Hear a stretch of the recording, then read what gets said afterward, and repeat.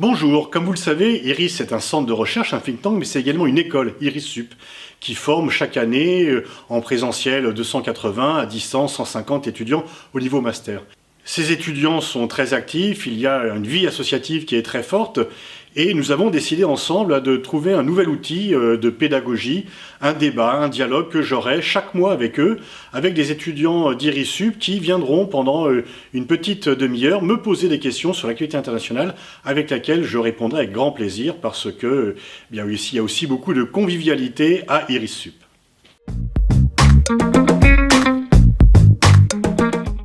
Bonjour Monsieur Boniface, nous allons aborder une première thématique d'une guerre que beaucoup considèrent comme oubliée, qui est la guerre au Yémen.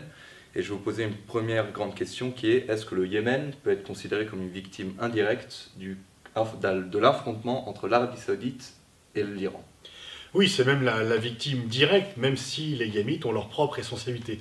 En tous les cas, vous avez raison de dire que c'était une guerre oubliée. Elle ne l'est plus maintenant. Elle est venue au premier plan de l'actualité par un événement qui ne s'est pas déroulé au Yémen, mais à Istanbul, parce que c'est bien l'assassinat de Jamal Khashoggi qui a fait du Yémen un sujet brûlant d'actualité. Le nombre de morts, les horreurs qui s'y déroulent étaient les mêmes, mais manifestement, l'assassinat d'un journaliste a eu un impact très grand, y compris sur ce conflit. Et malgré les agences de communication en faveur de l'Arabie Saoudite, quand même, là, on ne peut plus cacher ce qui se passe. Et effectivement, c'est un tournant parce que la mobilisation et l'effroi étaient tels après l'assassinat de Khashoggi que les gens se sont occupés du Yémen, qu'ils ont vu que c'était quand même principalement les bombardements saoudiens qui conduisaient à la catastrophe humanitaire dénoncée, y compris par les experts de l'ONU et bien sûr par les ONG, donc on ne peut plus cacher, et qu'il y a à la fois les affrontements inter-yéménites qui sont malheureusement violents. Il y a des sources internes à ce conflit. En fait, dans un conflit, il n'y a jamais que des sources internes ou que des sources externes. Là, il y a un mélange des deux. Mais effectivement, on peut dire que la cause majeure et principale de l'état actuel du Yémen, c'est la volonté saoudienne ou la perception de l'Arabie Saoudite d'avoir une menace existentielle iranienne qui s'installe également au Yémen. Et effectivement, les civils yéménites sont les victimes, je dirais non pas indirectes, d'ailleurs directes, elles sont des victimes directes de la façon dont l'Arabie Saoudite perçoit sa rivalité avec l'Iran. Donc vous avez parlé de l'assassinat du journaliste à Istanbul, et la deuxième question, c'est: est-ce que donc le conflit yéménite et l'affaire du journaliste saoudien vont-ils avoir un impact négatif sur les alliances qu'a l'Arabie Saoudite avec d'autres pays et surtout avec les Occidentaux? On a vu quand même que ça fait longtemps que les ONG se mobilisent. On a nous-mêmes d'ailleurs à l'IRIS fait une table ronde il y a déjà plusieurs semaines sur le Yémen. Ça fait longtemps que les ONG disent qu'il faut que les pays occidentaux fassent pression sur Riyad pour que les bombardements aériens sur la population civile cessent. Pour l'instant, sans succès.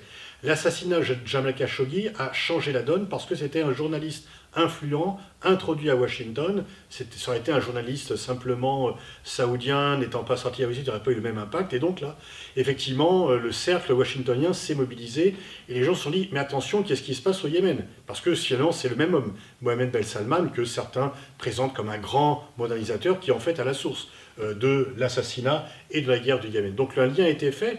Et du coup, il y a eu plus de pression sur les gouvernements occidentaux, européens ou États-Unis.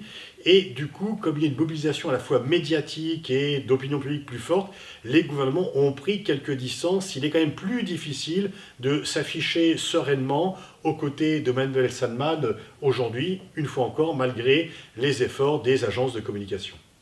Donc, c'est lié à ma troisième question. Donc, on peut supposer que cette affaire du journaliste a remis le conflit yéménite au devant de la scène et surtout est en train d'isoler l'Arabie Saoudite sur la scène internationale. Oui, effectivement, l'Arabie Saoudite est beaucoup plus isolée. D'ailleurs, le sommet, ce qu'on appelait le Davos du désert, a été déserté plutôt par de nombreux leaders politiques ou économiques qui devaient y venir. La question qu'il se pose, c'est que est-ce que Mohamed Ben Salman pourra rester le prince héritier et puis attendre que ça se passe, attendre que l'orage passe et ensuite en reprenant des relations business as usual, ou est-ce que l'opprobre sur lui est tellement forte qu'il sera difficile de considérer que c'est un homme tout à fait nouveau et tout à fait sans tâche et qu'il sera nécessaire pour l'Arabie Saoudite, pour le roi Salman, de changer de prince héritier, mais on en est là pour l'instant, difficile de savoir lequel de ces deux scénarios prendra l'ascendant. Donc nous voulions vous poser des questions question aussi sur donc les élections de mi-mandat aux États-Unis, ainsi que sur la visite de Donald Trump à Paris en novembre. Donc la première question était ciblée sur les conséquences finalement de la conquête de la Chambre des représentants par le Parti démocrate pendant les élections de mi-mandat. Donc la conséquence de cet événement sur premièrement les élections de 2020 et aussi sur la politique extérieure de Donald Trump. Alors c'est deux sujets différents. Sur la politique extérieure, on peut dire que du fait que la Chambre des représentants est devenue démocrate, Trump aura moins de marge de manœuvre sur le plan intérieur et qu'il sera probablement tenté de faire plus d'esbroufs, de bruit, de présence sur la scène internationale. Et quelque part, la scène internationale va être victime de la victoire des démocrates à la Chambre des représentants, parce que Trump, une fois encore, aura ses marges de manœuvre restreintes sur le plan intérieur et toujours libre, parce que la Chambre des représentants ne pourra pas l'entraver sur le plan extérieur. Pour 2020, il est vraiment trop tôt pour savoir quelles seront les conséquences. On sait d'ailleurs très bien que de plus en plus, le sort des élections se joue à quelques semaines, voire quelques jours des élections, non pas 2 ans plus tôt. Qui aurait dit en 2014 que Trump serait élu? Peu de monde, même déjà à l'été 2016, peu de monde pouvait parier sur cela. Mais en tous les cas, ça va dépendre non plus des démocrates. C'est vrai que si les démocrates restent sur une ligne Clinton, Nancy Pelosi, d'oublier la question sociale, c'est ce qui a conduit à la victoire de Trump, finalement cette victoire sera une victoire à la Pyrrhus parce que Trump continuera un peu à pouvoir cultiver ce terrain-là, ou est-ce que des nouvelles figures vont apparaître sur la scène démocrate, et surtout, plus que la Chambre des représentants, enfin peut-être dans cette chambre ou ailleurs, est-ce qu'un leader va se détacher? Pour l'instant, on parle que Hillary Clinton pourrait revenir, Bernie Sanders aussi, il serait peut-être temps qu'il y ait une sorte de nouvelle Barack Obama qui avait pris tout le monde par surprise et de bonne surprise. Et là, ce qu'il faut pour l'élection présidentielle, c'est qu'il y ait un homme qui incarne le changement et qui soit crédible aux yeux des Américains. Pour l'instant, les démocrates ne semblent pas avoir cela en rayon. Doit-on s'attendre à ce qu'il y ait une attitude d'autant plus offensive de Donald Trump sur le plan interne? Il se heurtera à la difficulté de ne plus avoir la majorité à la Chambre, ce qui a été le cas de ses prédécesseurs, sauf George Bush, mais c'était en 2002 le cas très spécifique de l'après 11 septembre. Donc il a encore des possibilités, mais ça sera moins facile. Et on sait que Donald Trump n'aime pas tellement la contradiction, il aime bien diriger tout seul, donc il faudra voir comment il va manœuvrer avec un congrès qui sera plus, enfin une chambre des représentants qui sera plus rétif, et il n'est pas habitué à cela. Lui, il a une sorte de gestion, il gère les États-Unis comme il gérait son entreprise. C'est un chef d'entreprise qui ne supporte pas la contradiction. Et là, avec un congrès, une chambre de représentants démocrate, ça sera plus difficile. Et on peut penser que les démocrates vont s'amuser à le titiller. Procédure d'impeachment, c'est pas sûr parce que ça serait mal vu, ça serait long, mais peut-être tout simplement pousser l'enquête sur l'interférence russe qui peut mettre Trump en difficulté. D'accord. Et donc par rapport à sa visite récente en France, nous voulions savoir aussi les conséquences qu'une défense européenne pourrait avoir sur la politique de Donald Trump. Alors Trump est en pleine contradiction parce qu'il appelle les Européens à faire plus pour leur défense, et quand ces derniers se disent oui on est prêt à le faire, il est complètement déstabilisé. En fait ce qu'il veut, c'est pas une défense européenne plus forte, il veut plus d'achats d'armes américaines par les Européens. C'est tout à fait différent, et surtout il veut du burden sharing, mais pas de power sharing, il ne veut pas partager le pouvoir. Donc le rêve de Trump, c'est des augmentations des dépenses militaires européennes pour mieux acheter des armes américaines, mais surtout pas d'autonomie européenne. Et là, c'est aux Européens de réagir.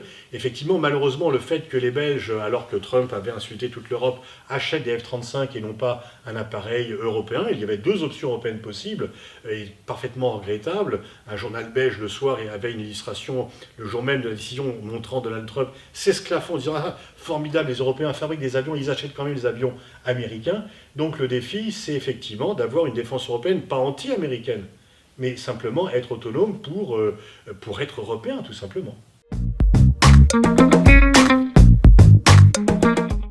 Donc on va passer maintenant à un sujet qui se rapproche un peu plus de chez nous, donc l'avenir de l'Union européenne. Donc mardi dernier, Angela Merkel s'est exprimée devant le Parlement européen. C'est un discours qui fait suite à sa visite en France à l'occasion des commémorations du 11 novembre, donc du centenaire de l'armistice, ainsi que sa présence au Forum de Paris pour la paix. Donc ma question rejoint un peu celle qui a été posée précédemment. Angela Merkel, dans son discours, appelle à la création d'une armée européenne. Qu'est-ce qu'on peut attendre au niveau des suites de cette déclaration ? C'est toute la question. Est-ce que ce sont des paroles ou est-ce qu'on va parler, est-ce qu'on va passer du dire au faire, puisque ça fait longtemps que l'on parle de cela. Finalement, les premiers éléments, c'est la Communauté européenne de défense en 1954. Depuis, l'eau a coulé sous les ponts. Ce qui se passe, c'est que pendant très longtemps, les Européens étaient dépendants des États-Unis pour leur sécurité par rapport à la menace soviétique. Ce paysage n'existe plus. Il n'y a plus de menace soviétique. Les dépenses militaires russes sont inférieures aux dépenses militaires allemandes et françaises cumulées. Donc c'est un défi stratégique, politique, c'est pas une menace militaire. Et donc on pourrait dire, les Européens, surtout avec un président américain qui les malmène, qui les insulte, on n'a plus besoin de la protection américaine, ils nous considèrent plutôt comme des vassaux que comme des alliés, eh bien organisons-nous entre nous. Et donc une défense, une armée européenne autonome, c'est une armée qui est moins dépendante des États-Unis, qui peut rester liée aux États-Unis parce que nous avons des intérêts communs, mais qui, lorsque les États-Unis nous malmènent trop, disent non, stop, on n'accepte pas d'être malmenés et on fait cela. Donc ça veut dire plus d'équipements pour être moins dépendant des équipements européens. Par rapport au projet d'Emmanuel Macron d'augmenter à 2% du PIB le budget de la défense, alors que le budget du Quai d'Orsay est toujours un peu malmené, il y a deux façons de voir les choses. Si c'est pour acheter plus d'armes américaines, ça ne vaut pas le coup. Si c'est pour avoir une vraie armée, une vraie autonomie stratégique européenne, c'est effectivement quelque chose qui vaut le coup. Et donc c'est vraiment le thème de l'autonomie stratégique européenne. Est-ce qu'on est dépendant de Washington ou est-ce qu'on est autonome? C'est ça le sujet central. Et on peut espérer que Mme Merkel n'a plus que 2 années au pouvoir. Eh bien sûr, elle est prise dans des contradictions politiques intérieures très fortes, mais elle peut aussi dire je pourrais sortir par le haut, et pendant les 2 ans qui me restent à exercer le pouvoir, mettre en place, contribuer à mettre en place cette autonomie stratégique européenne. Très bien. Une autre question qui touche au domaine de la défense dans l'Union européenne. Comment est-ce qu'on peut analyser les positions divergentes de la France et de l'Allemagne en ce qui concerne donc les ventes d'armes à l'Arabie Saoudite, et comment est-ce qu'on peut mettre ces 2 positions divergentes dans le prolongement de la position commune sur les exportations d'armement ? On peut ne pas être d'accord sur tout. Comment expliquer la différence entre l'Allemagne et la France? C'est simple, c'est que la France a toujours une politique très active de vente d'armes, parce que pour avoir son instrument militaire, elle doit dépendre, disons que la taille de l'armée française ne suffit pas à satisfaire la production de l'industrie militaire française, et que celle-ci a besoin d'exporter pour avoir la taille critique. L'Allemagne, si même maintenant l'Allemagne est devenue un exportateur important, l'Allemagne n'avait pas ce besoin. Et puis on peut dire que du coup aussi il y a en Allemagne des considérations morales qui existent moins en France sur cela. Donc on peut dire que la France est parfaitement décomplexée par rapport aux ventes d'armes, que l'Allemagne est encore complexée par rapport à cela, ce qui explique la différence de réaction entre Paris et Berlin sur ce sujet. D'accord. Et donc vous évoquiez précédemment le retrait de Mme Merkel de la vie politique allemande à la fin de son mandat. Est-ce qu'on peut penser que donc, cet événement, mis en parallèle avec la montée des nationalismes au sein de l'Union européenne, peut risquer de mettre en péril le couple franco-allemand ? Oui, il y a des dangers sur le couple franco-allemand, parce que Mme Merkel était bien disposée. Lorsqu'il y a eu l'épisode élection de Macron, élection prévue en septembre en Allemagne, on pensait que ça allait redémarrer. Les relations étaient moins bonnes entre Angela Merkel et François Hollande, qui lui paraissaient moins fiables. Elles étaient difficiles avec Nicolas Sarkozy également pour une grande partie du temps. Et là, effectivement, il y a des forces en Allemagne qui sont plus atlantistes. Il y a des gens qui disent « Attention, on ne pourra plus exporter de voitures aux États-Unis si on se fâche avec les Américains ». Mais en même temps, il y a aussi toute une génération qui pense que le passé est le passé, que l'Allemagne est maintenant un pays adulte, qui doit avoir une politique autonome sur le plan stratégique. Rappelons-nous quand même que l'Allemagne a participé avec la France en 2003 au combat contre la guerre d'Irak, que dès 1999, Gerhard Schröder avait refusé la défense antimissile américaine, qui était pourtant un programme majeur. Donc il y a aussi, le fait que l'Allemagne se renforce peut être utile à la France, si elle met cette force nouvelle et cette puissance nouvelle au service d'une autonomie européenne.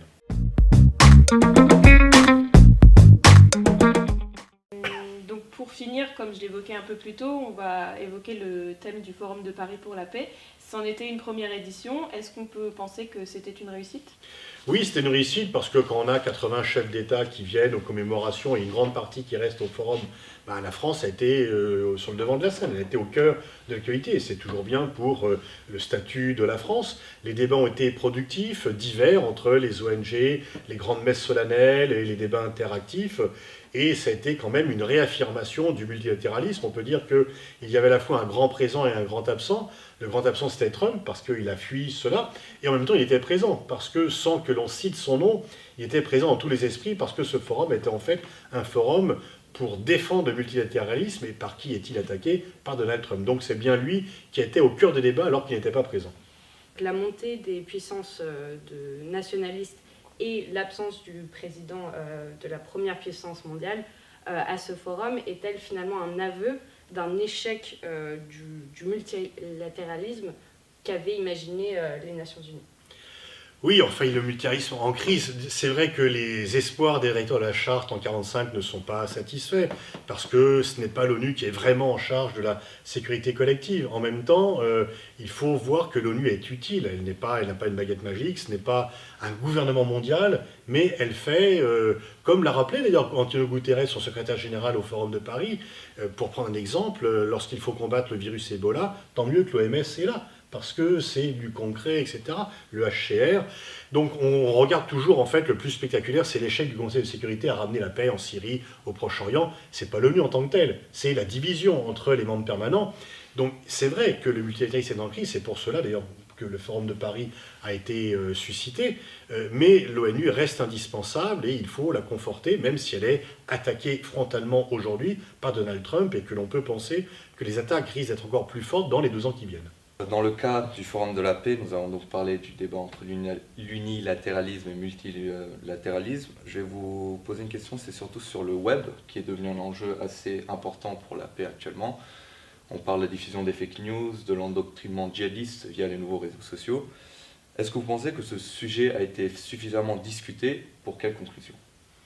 Oui, il a été traité. Il y a aussi tous les problèmes de gouvernance mondiale d'Internet qui se posent, qu'il faut être partagé.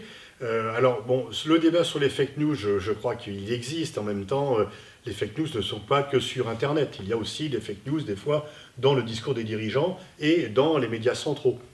Ce qu'il faut, c'est simplement augmenter le sens critique des gens. Je crois que c'est aussi pour ça que vous êtes IRISUP, c'est pour augmenter votre sens critique.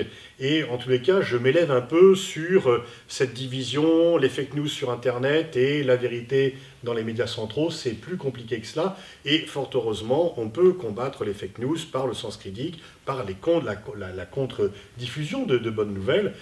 Et en fait, le combat pour la vérité et le mensonge, il a toujours été éternel. On dit toujours que la première victime d'une guerre, et on disait ça avant qu'Internet existe, la première victime d'une guerre, c'est la vérité. Parce qu'effectivement, en période de tension internationale, c'est la vérité qui est attaquée le premier. Et aujourd'hui, le facteur positif, c'est que les opinions comptent plus dans le débat international, mais comme les opinions comptent plus, les tentatives de manipulation et de désinformation sont bien sûr plus importantes.